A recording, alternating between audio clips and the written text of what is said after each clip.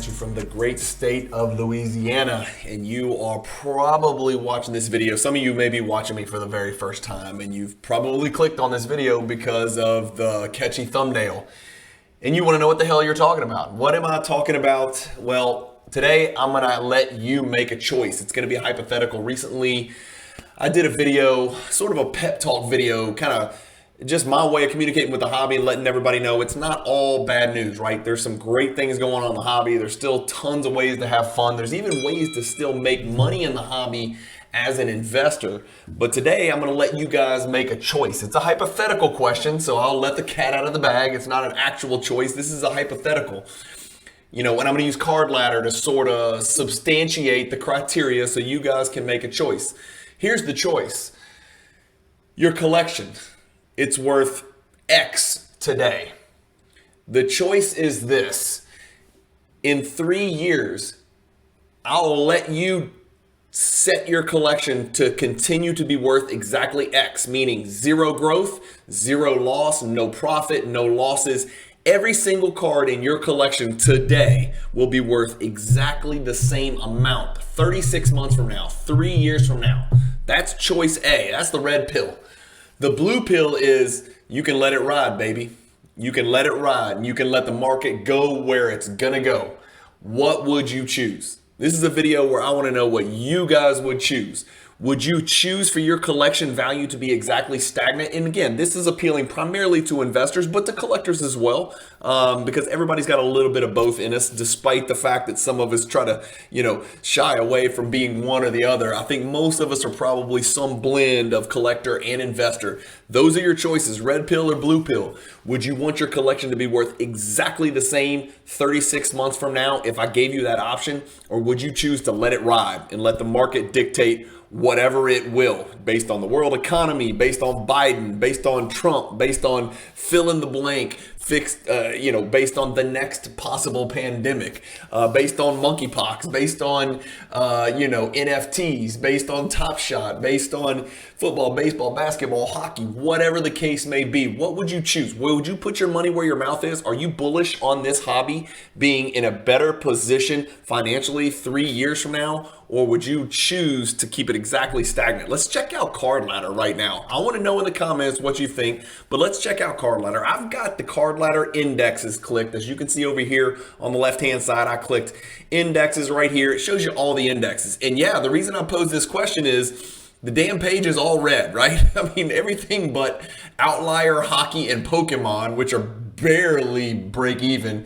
is all red, and some of them are deep, dark, extremely disgusting red, right? This is not news. This is over the last month, over the last 3 months, red, over the last 6 months, red, over the last 1 year, still primarily red. If we look at well, that's not going to work, but max percentage change all time, we're very, very, very green. So that's why it's a dilemma. How long do we think this downturn is going to last? I want to look at something called the CL50, which Cardladder created, which I think is a brilliant idea. So the folks at Cardladder have created the Cardladder 50, the CL50. It's an index with 50 hand-selected, and yeah, there's no rhyme or reason on how to arrive at the 50, most indicative of the hobby type cards that best represent the hobby, but Cardladder's attempted to do so, and I think they did a pretty bang-up job. I think they did a really good job of selecting these 50 cards, 50 hand-selected cards that best represent the card market. It's not just hockey, it's not just football, it's not just basketball, it's not even just sports. We got Charizard in here and a couple other cards that you'll see. I've got them sorted by value just to give you guys a glimpse of the types of cards they're talking about. The most valuable is a Mickey Mantle PSA 4. You got a Ruth Gowdy here, PSA 4. So 118,000. They didn't choose like the Mantle PSA 10 or the Mantle PSA 9 because I think those types of cards are so unattainable, and 118 is pretty unattainable for most. But some of those higher end cards, certain Brady autograph cards, or PSA 9 mantles, or Michael Jordan PSA 10. I mean, you're talking about $250,000, million, $2 million, multi-million-dollar cards. So you're not going to see logo men and stuff like that. These are actual cards that are relatively representative of the hobby. Like if you keep scrolling down, they've got the Jordan PSA 9 in here. They got the Bill Russell 6 in here. It's a $12,000 card. The Bird Magic, they don't have the 10. That's a $750,000 card. They got the 9. So this CL50 tries to represent cards generally speaking. So this is like, I would say, the broadest of all of the indexes, in my opinion. It's not the broadest in that it only has 50 constituent parts, 50 separate data points that it's tracking. It's not the broadest as far as volume, but it's the broadest as far as the interests in the hobby. And so looking at this CL50, if we look at the stats over the last month, it's down 9%. Over the last 3 months, and we're working backwards. I like to work backwards. We're down 4.4%. Over the last 6 months, we're down 11%. Over the last 1 year, we're down almost 20%. Over the last 2 years, we're up. We're up 16.82%. So that's really where we are with this hypothetical question. I want to know how long you think this downturn's going to last. Do you think 3 years from now, your collection's going to be worth less than it is today? It may depend on what type of cards you collect. It may depend if your collection is 90% wrestling or 90% Pokemon or, 90% autograph, Jay-Z cards or whatever. That might have some, that might influence your decision. Let me know in the comments. This is literally one of those Socratic methods. I want to hear back from you guys what you think about where we are in the hobby, where we're going to be 3 years from now. I use 3 years because, that'll put us, a year into the next American presidential election. Again, I'm sorry, I'm speaking from, the perspective of an American citizen. I know a lot of people that watch my channel, some of the people that, I communicate with the most in the hobby don't even live here, so could give a damn about the USA election, but I'm speaking from that perspective, so forgive me on that. But let's talk about world economy. I know the direction it's heading. I know inflation's an issue. I know, people's investments and savings have been in peril lately. Do you think we'll be in a better place in the card market 3 years from now than we are today? I think by then Fanatics will have taken over for Panini. So some of this hinges on how confident you are that Fanatics will put the reins on production and print runs. I mean, there's a million. Where are grading companies going in the next 3 years? Where are the number of parallels going in various products? How many products is Fanatics gonna create? Is Fanatics gonna buy Panini? I mean, there's a million, zillion, trillion different considerations, and there's a myriad of factors that are going to create this conglomerate of good or bad.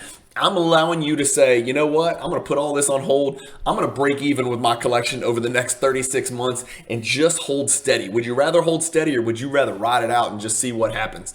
Essentially, that's my question that I'm posing to you guys today. So I appreciate you guys watching. Let me know in the comments. Don't just say better or worse or blue pill, red pill. Tell me why. I want to know why. I want this to sort of be a little back and forth, right? This is my outlet to the hobby world, but I'm soliciting information back from you guys as I'm curious on what other people's perspective is. If you're asking me whether to choose red or blue pill, I'm letting it ride, man. I'm letting it ride, and a lot of that has to do with the types of cards that are in my personal collection. I think I've transitioned a vast majority of my collection into a little more risk-averse cards. Cards are a little more predictable, a little more blue-chip type of cards. Again, I'm heavily weighted into basketball. I like the future of the NBA. I think the NBA is heading in a great direction. The things that are out of my control that I'm optimistic about, however, and the reason I would choose to let it ride and let the market dictate what my collection's worth in 3 years is that a lot of the cards I have already have a 30-year history of trending upward.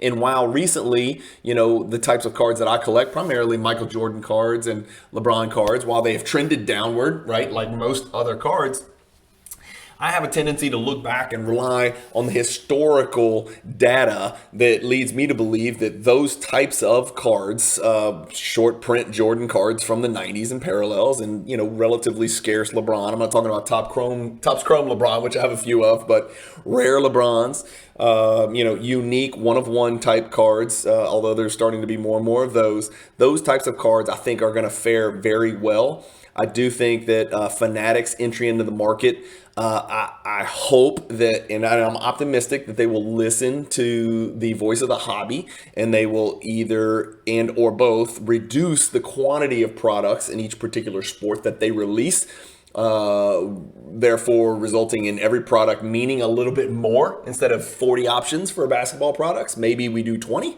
Maybe we do 15. Wouldn't that be something?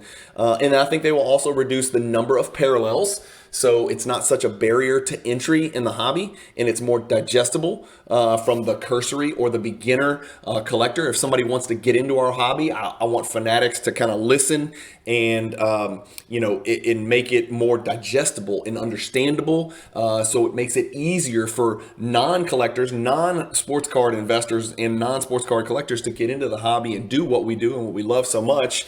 And then I also hope that they reduce the quantity that they print. Fanatics is certainly a master marketer. We see Fanatics commercials all the time with generic supermodels wearing, Warriors jerseys, dudes with biceps that we're all jealous of, wearing the hoodies or whatever on their NBA commercials. We see them ad nauseum. You probably don't even realize how many Fanatics commercials you're watching when you watch the NBA on TNT and ESPN and League Pass, but it's like damn near 1 out of every 3 commercials is Fanatics. Now imagine if in those commercials it was Luka Doncic holding up one of his, 2024, gold prism cards saying, this $12,000 card or whatever, this $40,000 card could be in the pack that's, at your local stadium, at Smoothie King Arena in New Orleans, or at American Airlines Arena in the gift shop. We're going to start seeing cards everywhere. Now, that cuts both ways. The more cards that are out there, the less they're worth. So, Fanatics has to play that balancing act. But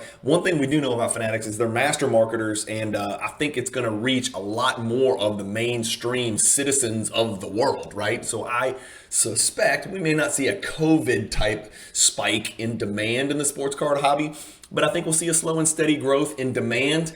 And if they can just put the brakes on the supply and the supply stays stagnant and the demand just kind of steadily trends up and to the right, I think we're going to see a relatively positive increase in prices. Maybe you guys think I'm an idiot. Maybe you guys hope I choke on the pill that I just chose. I don't know, but you are absolutely welcome to agree or disagree. Just substantiate your opinion and whichever pill you're going to choose to take. Again, I'm not endorsing taking random drugs when you don't know the contents of those drugs, as shown on the thumbnail, but red pill, blue pill. Leave it the way it is 36 months from now and just ride it out and just have fun collecting and don't worry about prices, making sure you stay even or let it go. That's really the question, which is really going to be indicative of whether you're bullish on the hobby or bearish on the hobby. So as always, I appreciate your time. Thank you guys for watching. Keep collecting, stay positive in the hobby, and peace.